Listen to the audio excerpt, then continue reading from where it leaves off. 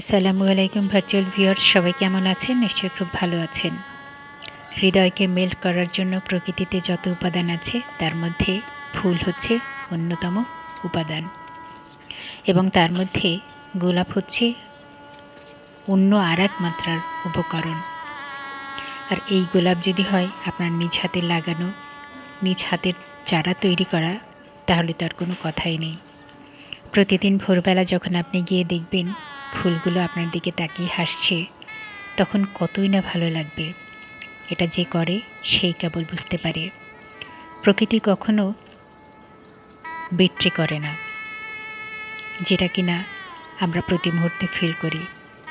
তো মনকে রিফ্রেশ রাখার জন্য, ভালো থাকার জন্য, সুস্থ থাকার জন্য এর কোনো বিকল্প নেই। আমরা ওয়ার্কআউট করার জন্য অনেক কিছু করি, কিন্তু একবার বাগান করে দেখুন না কেমন আপনার দিকে চেয়ে হেসে আছে।